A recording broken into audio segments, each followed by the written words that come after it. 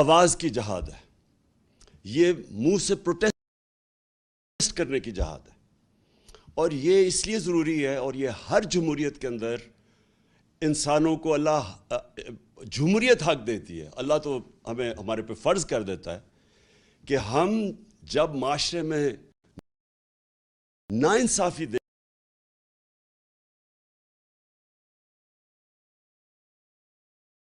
دیکھتے ہیں تو ہم اپنی آواز بلند کریں۔ اس لیے میں نے آج آپ سب کو اس پروٹیسٹ کے لیے آج میں نے کہا کہ آپ کی بہتری کے لیے آپ نکلیں، کیونکہ مجھے خوف ہے کہ یہ جو ابھی قیمتیں بڑھی ہیں یہ یہاں رکیں گے نہیں، جو ہم آگے دیکھ رہے ہیں یہ ابھی مزید اور بڑھنے والی ہیں، اور جو پھر اس کا جو متاثر ہوگا اس سے، وہ ہمارا سارا نچلا طبقہ، ہمارا سفید پوش، ہمارا تنخواہ دار، خاص طور پہ ہمارے کسان، کیونکہ ان کو یہ بڑا متاثر کرے گا، یہ جو خاص طور پہ جو ڈیزل اور بجلی کی قیمت اوپر گئی۔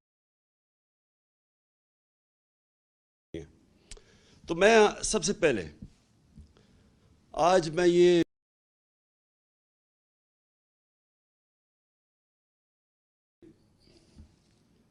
اور سارے پاکستانیوں کا یہ سوال ہے کہ یہ کیا ہوا کہ جب سے یہ عدم اعتماد ہوئی ہے اس کے بعد یہ ملک کے اندر یہ کیا طوفان آ گیا؟ یہ جو پی ڈی ایم کے لوگ ہیں یہ سب کہتے ہیں کہ جی دیکھیں عمران خان نے بارودی سرنگیں چھوڑ دی ہیں، کہ جی آئی ایم ایف سے کوئی ان کے سمجھوتے تھے جس کی وجہ سے یہ قیمتیں آسمانوں پہ چڑھا دی ہیں۔ یعنی ہمارے بعد ڈیزل، پٹرول، گیس، بجلی، آٹا، چاول، یہ ساروں کی قیمتیں بڑھ گئی ہیں، لیکن تھوڑی سی نہیں بڑھی۔ ہماری باری تو مجھے یاد ہے کوئی 12 روپیہ بڑا تھا پٹرول یا ڈیزل، تو انہوں نے مہنگائی مار شروع کر دی تھی۔ جب سے یہ آئے ہیں انہوں نے 84 روپیہ لیٹر پٹرول کی قیمت بڑھائی، 110 روپے لیٹر ڈیزل کی قیمت بڑھائی۔ اب یاد رکھیں ڈیزل خاص طور پہ کسان، اور آج کل سب سے زیادہ کسانوں کو متاثر کرے گا، اور وہ آگے ہماری فوڈ سیکیورٹی پہ، کہ ہم نے 22 کروڑ لوگوں کو کھلانا ہے۔ ہمارا تو اس وقت اگر ہمارا کسان خوشحال ہے تو ملک بہتر ہے، تو لہٰذا اس کا ایفیکٹ ہر طبقے پہ پڑے گا، ٹرانسپورٹ پہ پڑے گا اس کا، اور ابھی ایفیکٹ آگے بھی آئے گا۔ بجلی کے بل آئیں گے لوگوں کے پاس جولائی میں، اس کے بعد لوگوں کو اندازہ ہوگا کہ کتنا بڑا مہنگائی کا ایک بم پھٹا ہے۔ تو سوال ایک یہ ہے کہ یہ ایک دم اتنی مہنگائی کیوں کی ہے؟ تو یہ کہتے ہیں کہ جی ہم آئی ایم ایف پروگرام میں تھے۔ آئی ایم ایف کے پروگرام میں یہ تو 2 مہینے سے ہیں، ہم 2.5 سال سے آئی ایم ایف کے پروگرام میں تھے۔ کیا ہمارے اوپر پریشر نہیں تھا یہ قیمتیں بڑھانے کا؟ کیا ہم نے نہیں آئی ایم ایف سے ہماری بار بار نیگوسیشنز ہوئی؟ کیا ہم نے اپنے لوگوں کے مفادات کی حفاظت نہیں کی؟ اور یہ کیوں نہیں کر سکتے؟ کیا ہمیں جب انہوں نے کہا تھا کہ پٹرول اور ڈیزل کی قیمت بڑھاؤ تو ہم نے 10 روپے کم کی تھی؟ کیسے کی تھی؟ ہم نے ادھر ادھر سے پیسے نکالے تھے، ہماری ریکارڈ ٹیکس ہم نے اکٹھا کیا تھا، اور جب ریکارڈ ٹیکس اکٹھا کیا اور پھر ہم نے جگہ کہیں پیٹ کاٹ کے، لیکن ہم نے 200 ارب کی سبسڈی دی ڈیزل اور پٹرول نیچے رکھنے کے لیے، کیونکہ ہمیں پتا تھا کہ جب آپ ڈیزل اور پٹرول بڑھاتے ہیں سب کچھ بڑھ جاتا ہے۔ 4 روپے یونٹ بجلی کم کی ہم نے، تو اس کے لیے سبسڈی ہم نے نکالی۔ ہم بھی آئی ایم ایف پروگرام میں تھے، اور یہ یاد رکھیں کہ ہم آئی ایم ایف کے پروگرام میں ہوتے ہوئے ہم نے ہیلتھ کارڈ دیا۔ پاکستان کی تاریخ کا سب سے بڑا اگر فلائی کام ہے وہ ہیلتھ کارڈ ہے، کہ ہر خاندان کو، ہمارے جتنے صوبے تھے، ہر خاندان کو 10 لاکھ روپیہ ہم نے ہر خاندان کو دیا 1 سال کے لیے ہیلتھ انشورنس، کسی بھی ہسپتال میں علاج کروا سکتے تھے۔ کبھی پاکستان میں اتنا بڑا پروگرام نہیں آیا۔ پھر ہم نے کامیاب پاکستان کیا، اور کامیاب پاکستان میں ہم نے قرضے دیے سود کے بغیر نچلے طبقوں کو، ہم نے احساس کے پروگرامز کی سب سے زیادہ پیسہ خرچ کیا احساس پہ، احساس راشن کیا، کہ لوگوں کو ہم نے نچلے طبقے کو 1.5 کروڑ گھرانوں کو 1.5 کروڑ گھرانوں کو ہم نے احساس راشن کارڈ دیا کہ وہ جا کے آٹا گھی اور چینی وہ ایک ڈسکاؤنٹ پہ لے سکیں کریانہ سٹور سے. تو یہ ساری چیزیں ہم بھی IMF پروگرام میں تھے, اس کے باوجود ہم نے اپنے قوم کا دھیان رکھا. ہم نے کوشش کی کہ لوگوں کے اوپر پریشر نہ پڑے. یہ کہتے ہیں کہ جناب دنیا میں عالمی مہنگائی ہو گئی. عالمی مہنگائی تو پچھلی گرمیوں سے ہے. یہ جو ساری قیمتیں بڑھی ہیں یہ تو پچھلی گرمیوں سے بڑھ رہی ہیں. تو یہ ہمیں بھی سارا کچھ فیس کیا. کہنے کا مقصد یہ ہے کہ آج یہ کیا اتنا بڑا طوفان آیا کہ ہماری مہنگائی بھی آسمانوں پہ چلی گئی اور مزید اور جانی ہے. اور اس کے بعد جو ہماری معیشت ہے, جو نقصان ادھر ہو رہا ہے. یہ جب کہتے ہیں کہ جی ہمیں بڑا مشکل برا پاکستان ملا, برا تو ہمیں ملا تھا مشکل وقت. یہ چھوڑ کے گئے تھے جو اصل بارودی سرنگ تھی, اس کو کہتے ہیں کرنٹ اکاؤنٹ ڈیفیسٹ, بیرونی خسارہ, کیونکہ وہ ڈالرز کے اندر خسارہ ہوتا ہے. پاکستان کی تاریخ کا یہ سب سے بڑا خسارہ چھوڑ کے گئے تھے, 20 ارب ڈالر. اس کے باوجود تیسرے سال میں ہم بالکل خسارہ کم کر چکے تھے, اور خسارہ بھی کم کیا, اور 5.6% پہ ہماری اکانومی بڑھ رہی تھی.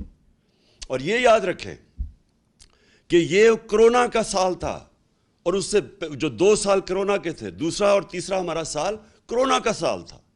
اور کرونا کا کے باوجود 5.6% پہ پاکستان بڑھا, جب ہندوستان -7% پہ چلا گیا. ان کی گروتھ, ان کی دولت میں بجائے اضافہ ہونے کے نیگیٹو میں گیا. اس دور میں جس طرح پاکستان نے سب سے, یہ صدی میں ایک دفعہ اتنا بڑا بحران آتا ہے جو کرونا کا ساری دنیا میں عذاب آیا, تو پاکستان وہ ملک تھا چند ملکوں میں سے جس نے سب سے بہترین طریقے سے اپنے لوگوں کو بچایا, غریبوں کو بچایا, اپنی معیشت کو بچایا. اور اس میں آج خاص طور پہ پھر سے, میں پہلے بھی کہہ چکا ہوں کہ جو میں آج خراج تحسین پیش کرنا چاہتا ہوں ہماری NCOC جو ہم نے سٹرکچر بنایا تھا, جس کو اسد عمر اس کے لیڈ کر رہے تھے, جس میں سارے پاکستان کے ادارے تھے, سب نے اپنا کام کیا, جس میں پاکستانی فوج بھی تھی. اور جس طرح ابھی جو ہمارا فیٹف میں سے ہم نکلے ہیں, فیٹف کے اندر بھی سب نے مل کے, ایک ملک نے مل کے لڑا تھا, جس میں سارے ادارے, جس میں حماد نے لیڈ کیا تھا, جس میں سارے ادارے تھے, جس میں پوری کوشش کی, بلکہ پرائیویٹ لوگ بھی تھے, جس میں پاکستانی فوج بھی تھی. سب نے مل کے اتنے بڑے ایشوز ہمارے دور میں ریزالو ہوئے. اسی دور میں جب ہم IMF میں تھے, اسی دور میں جب عالمی بحران تھا, ایک قوم بن کے ہم اس سے نکلے تھے. یہ جو آج پھنسے ہوئے ہیں, یہ جو آج ہماری ساری جو اتنی مشکلوں سے ملک کو ہم نکول کے یہاں لے کے آئے تھے, آج مہنگائی کے علاوہ جو ہماری معیشت ہے خطرے میں ہے. موڈیز کے اندر جو کریڈٹ ریٹنگ کرتا ہے کہ ایک ملک کی کریڈٹ ریٹنگ انہوں نے مائنس میں ڈاؤن گریڈ کر دیا ہے. اس کا کیا مطلب ہے؟ پاکستان کو قرضے نہیں ملیں گے. اگر قرضے ملیں گے تو بہت مہنگے قرضے ملیں گے. اور یہ دوسری چیز, وابڈا کا جو وابڈا کی ریٹنگ ایسی تھی کہ وہ خود انٹرنیشنل لونز لے سکتی تھی, اب جب سے یہ آئے ہیں اس کی بھی ریٹنگ ڈاؤن گریڈ کر دی ہے. اس کا مطلب کہ وابڈا کو وہ لونز نہیں ملیں گے, اور اگر ملے تو بہت مہنگے ملیں گے. اس کا مطلب جو 10 اسی دور میں جو 10 ڈیمز جو ہمارے دور میں شروع کی ہوئی ہیں وہ اب خطرے میں چلی جائیں گی, کیونکہ اگر پیسہ قرضے نہ ملے تو یہ کیسے پورے ہوں گے. تو میرا سوال یہ ہے کہ جب یہ ملک ترقی بھی کر رہا تھا, اس کی 5.6% تیسرے سال میں اور 6% چوتھے سال میں جب اس کی اکانومی گرو کر رہی تھی, دولت میں اضافہ ہو رہا تھا, جب ریکارڈ ہم ٹیکس اکٹھے کر رہے تھے, وہ بھی ایک وجہ ہے کہ ہم پیسے نکال سکے عوام کے اوپر بوجھ کم کرنے کے, سبسیڈائز کرنے کے لیے. ریکارڈ 6.2 ٹریلین یعنی 6,200 ارب روپے کا ہم نے ٹیکس اکٹھا کیا, پاکستان کی تاریخ میں سب سے زیادہ. اور اسی دور میں سب سے زیادہ پاکستانی اوورسیز بیرون ملک پاکستان ریمیٹنسز ہمیں بھیجیں 31 ارب ڈالر کی, 32 ارب ڈالر کی ہماری ایکسپورٹس تھی. اور جو ہماری فصلیں تھی, جو ہمارا ایگریکلچر ٹرانسفارمیشن پلان تھا, اس کی وجہ سے جو کسانوں کے پاس پیسہ گیا, جو ہم نے ان کی مدد کی. ریکارڈ فصلیں ہوئی ہمارے پاس, 4.4% پہ ہمارا زراعت ہماری آگے بڑھ رہی تھی. تو اس وقت کیا ہوا کہ آج سارا کچھ نیچے جا رہا ہے. اور وہ ہوا کیا, میں آج آپ سب کو یہاں بتانا چاہتا ہوں کہ ہوا کیا. ہوا یہ کہ ایک سازش ہوئی امریکہ سے, ایک سازش جس سے یہاں میر جعفر اور میر صادق ان کے ساتھ ملے. اس کے بعد انہوں نے پلان کیا ہماری گورنمنٹ گرانے کا. اس سے جو سیاست کے اندر جو ملک کے اندر سیاسی ماحول تھا وہ غیر یقینی ہو گیا, پولیٹیکل انسرٹنٹی ہو گئی. اس کا افیکٹ پڑا معیشت کے اوپر. میں نے جا کے نیوٹرلز کو میں نے ان کو سمجھایا کہ دیکھیں اگر یہ سازش ہو رہی ہے بڑا اچھا آپ نیوٹرل رہیں, لیکن یہ جو سازش ہو رہی ہے اگر اس وقت گورنمنٹ کو گرا دیا گیا اس سازش کے تحت تو یہ ان سے سنبھالا نہیں جائے گا. ہم نے بڑی مشکل سے یہاں تک آئے ہیں.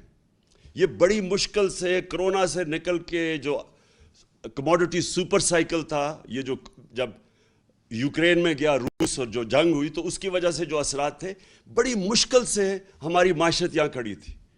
تو میں نے تب ان کو بتایا, پھر شوکت ترین کو کہا کہ ان کو بتاؤ کہ یہ وقت نہیں ہے اس ملک کے اندر یہ سازش کو کامیاب ہونے دینے, کیونکہ اس کا ڈائریکٹ اثر پڑے گا ہماری معیشت کے اوپر. اور مجھے افسوس سے کہنا پڑتا ہے کہ وہ ٹائم تھا کہ اس سازش کو ناکام کرنے کا, کیونکہ ہمیں پتہ تھا کہ نہ ان لوگوں کے پاس قابلیت ہے, نہ ان کے پاس اہلیت ہے, اور ان کا مقصد ہی آنے کا کچھ اور ہے. ان کا مقصد اس ملک کی نہ مہنگائی کم کرنے کے لیے, نہ ان کا مقصد اس ملک کی ریفارمز کرنے کا تھا, اکانومی ٹھیک کرنے کا تھا. ان کا تو مقصد ہی کچھ اور تھا. اور وہ جو مقصد تھا, میں بڑا شکر گزار ہوں ان کے وزیر دستگیر کا, خرم دستگیر کا, جس نے ٹی وی پروگرام پہ کہہ دیا. اس نے کہا ہمیں تو صرف یہ تھا, اور اس نے دو چیزیں کہی. اس نے کہا ایک تو ہمیں ڈر لگا ہوا تھا کہ اگر یہ رہ گیا, اس نے ججز ڈال دینے تھے, اور اس نے ہمارے جتنے لیڈر تھے انہوں نے جیلوں میں چلے جانا تھا, جس میں شہباز شریف نے بھی چلے جانا تھا. تو پہلا تو میرا سوال یہ ہے کہ کیا یہاں کی عدالتیں آزاد نہیں ہیں؟ کیا یہاں کی جو عدالتیں ہیں اس میں کوئی ہماری انٹرفیرنس ہوئی ہے آج تک؟ ہم تو وہ زمانہ نہیں کہ ہم ٹیلی فون کر رہے ہیں کہ جسٹس کیوم جی ہمیں کیس میں یہ رزلٹ چاہیے. ہم نے تو سپریم کورٹ کے اوپر کبھی سوچا نہیں حملہ کرنے کا. ہم نے کسی ادارے کو آج تک ہم نے اداروں کو چلنے دیا. نیب کا ادارہ جو چلا ہے, میں بتا دوں آج کہ نیب نے کوئی 280 ارب روپیہ اپنے سارے کوئی 18 سال میں اکٹھا کیا تھا. ہمارے 3 سالوں میں انہوں نے 480 ارب روپیہ اکٹھا کیا, کیونکہ ہم نے مداخلت کسی میں نہیں کی. تو میں جو آج سوال پوچھتا ہوں کہ یہ جو خرم دستگیر نے بات کی ہے, اس سے یہ واضح ہوتا ہے کہ ان کا تو مقصد تھا ہی نہیں اور کچھ سوائے NRO 2 لینے کا.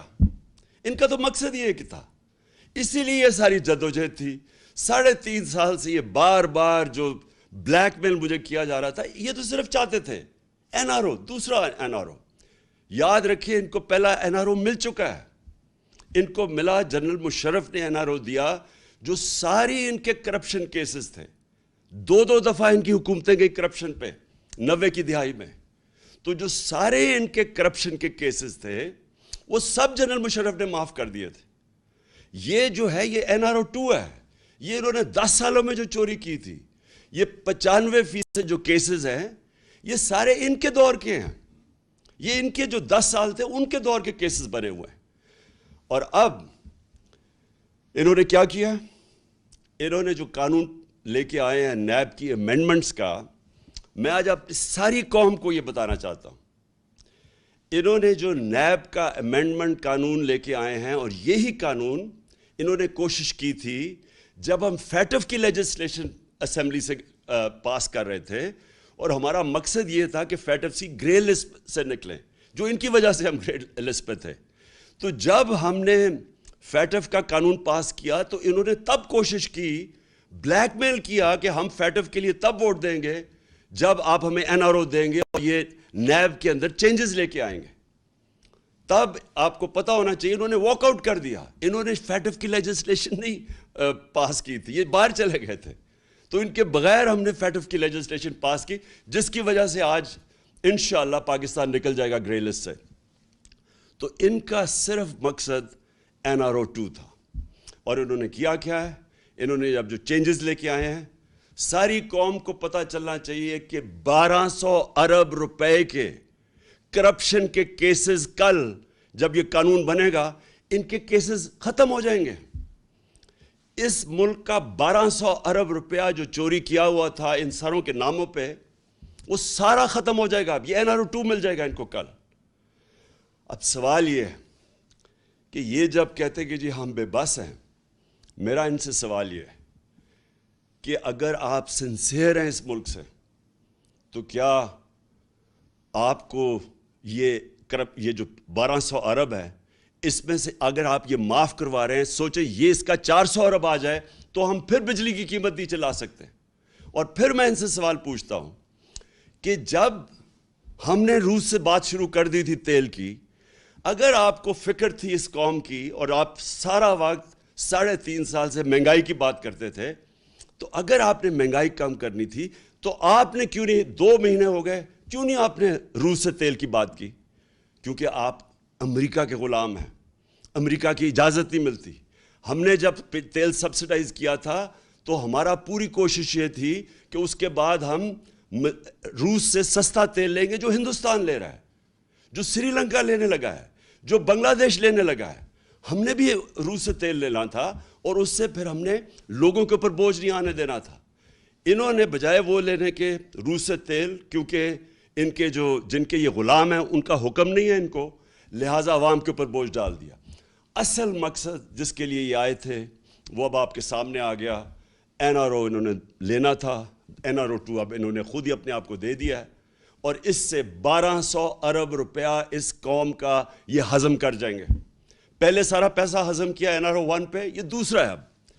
اور پھر جو دوسرا مسئلہ یہ ہے کہ پاکستان کو جدھر یہ لے کے جا رہے ہیں، اب مجھے خوف ہے کہ یہ اس طرف جا رہا ہے جدھر سری لنکا پہنچ گیا ہے.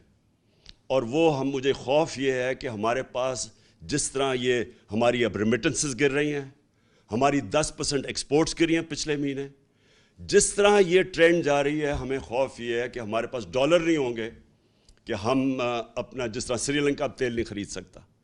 آپ کو پتہ ہونا چاہیے کہ جب ہم آئے تھے، جب انہوں نے نو کانفیڈنس کیا تھا تو ڈالر 178 روپے کا تھا، آج وہ 208 روپے پہ پہنچ گیا.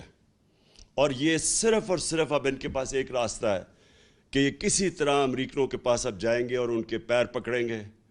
مفتاح اسماعیل پہنچ گیا امریکن ایمبیسڈر کے پاس اور اس نے کہا کہ جی ہماری مدد کریں، کسی طرح ہمیں کوئی ریلیف دلوا دیں. تو مفتاح اسماعیل اور شہباز شریف کو میں یہ کہنا چاہتا ہوں کہ دیکھیں، یہ جو امریکن ہیں ان کی ایک بڑی ان کی فلسفی ہے، وہ یہ ہے کہ دیر از نو فری لنچ. کوئی چیز مفت نہیں ملتی، ہر چیز کی قیمت ہوتی ہے. تو جو وہ قیمت آپ سے وصول کریں گے وہ ہمیں خدشہ ہے، وہ ہماری ساورنٹی کی قیمت ہوگی، وہ ہماری حقیقی آزادی کی قیمت لی جائے گی. اور وہ جو قیمت ہے وہ ابھی سے نظر آنا شروع ہو گیا کہ یہ تیار ہو گئے وہ قیمت دینے کے لیے. بلاول بھٹو نے کہا کہ جی ہندوستان سے ہمیں تعلقات اچھے رکھنے چاہیے. ہم بھی اچھے رکھنے چاہتے تھے ہندوستان سے تعلقات، لیکن جب انہوں نے 5 اگست 2019 کو کشمیریوں کی سٹیٹ ہوڈ لی، جب انہوں نے جو کشمیریوں کو وہ جو آرٹیکل ان کا 360 جو بھی آرٹیکل تھا وہ ختم کیا، جب انہوں نے ان کا سٹیٹس لیا، وہ یاد رکھیں وہ یونائٹڈ نیشن سیکیورٹی کاؤنسلز کی ریزولوشن کی خلاف ورزی تھی، انٹرنیشنل لاء توڑا. تو تب ہم نے ان سے رشتہ توڑا. ہم نے بھی کوشش کی تب اس سے پہلے دوستی کی. تو اگر آج یہ ہندوستان سے تعلقات ٹھیک کرتے ہیں تو یہ یاد رکھیں یہ کشمیریوں نے جو قربانیاں دی ہیں وہ ساری ان کی قربانیوں کی قبروں کے اوپر یہ کریں گے. اور دوسری چیز ایک اور ان کا مانڈوی والا، اس کی سٹیٹمنٹ میں دیکھ رہا تھا، اس نے کہا کہ اسرائیل سے کیوں نہیں، ہمیں اپنے مفادات کا سوچنا چاہیے۔ یہ بھی اسی ایجنڈا کا حصہ ہے جس سے یہ رجیم چینج کی گئی تھی۔ وہ یہی ہے کہ آپ اس ایجنڈے پہ چلیں جو ہندوستان، اسرائیل اور جو امریکہ چاہتا ہے، اور وہ ایجنڈا وہ ہے جو ہماری سوورنٹی، ہماری آزادی کے خلاف ہے۔ اس کی وجہ سے یہ ساری جدوجہد تھی پاکستان کی، جو ہمارے لیڈر قائد اعظم نے جو اس ملک کو بنانے کی، وہ کیوں بنایا تھا، ہم کیوں آزاد ہوئے تھے۔ تو اگر یہی کرنا ہے کہ جا کے اپنی ساری نظریے کو، اس سب کو دفن کرنا ہے کہ ملک کے اوپر وہ چور اور ڈاکو آ گئے ہیں جن کے سارے پیسے باہر پڑے ہیں، ان کے اربوں ڈالر باہر پڑے ہوئے ہیں، جب چوری کرتے ہیں باہر پیسہ لے جاتے ہیں اور پھر پریشر ڈال کے NRO لے لیتے ہیں۔ یہ لوگ جب تک ہیں، میں آج اب سارے پاکستانیوں کا آپ سب کو کہنا چاہتا ہوں، اگر یہ لوگ اس ملک کے اوپر مسلط رہے، یہ صرف تب رہیں گے کہ اس ملک کے سارے اداروں کو دفن کریں گے، اس ملک کے سارے انصاف کے اداروں کو دفن کریں گے۔ نیب تو ہوگی دفن، FIO ہوگی دفن، سرکاری نوکروں کو آپ نے دیکھ لیا کہ انہوں نے کیسے بھرتیاں چینج کی ہیں، میرٹ ختم ہو گئی۔ جو انہوں نے پولیس کا استعمال کیا، آپ کے سامنے ہے کہ جس طرح انہوں نے پولیس سے ظلم کروایا، جس طرح کی FIRs کٹوائی، ہمارے اوپر بلاسفمی کے کیس کر دیے۔ کبھی ریاست اپنی شہریوں پہ بلاسفمی کا کیس نہیں کرتی، یہ انہوں نے کر دیا۔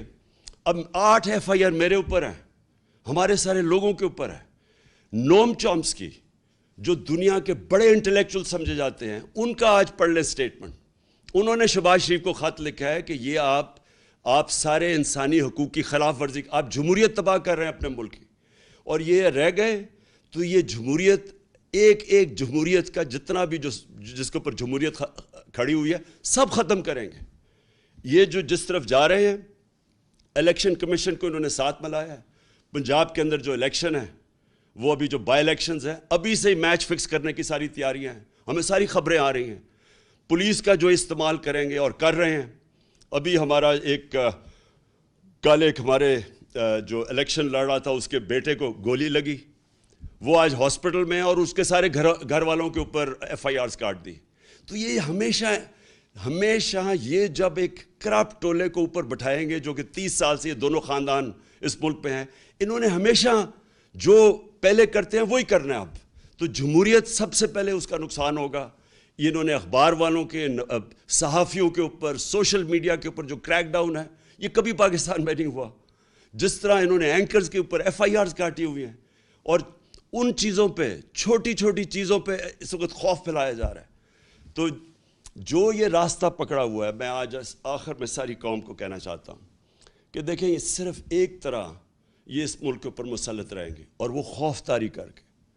یہ جو خوف ہے، یہ ایک سب سے بڑا بت ہے۔ میں بار بار اپنی قوم کو ایک چیز سمجھاتا ہوں کہ لا الہ الا اللہ، کوئی خدا نہیں ہے سوائے اللہ کے۔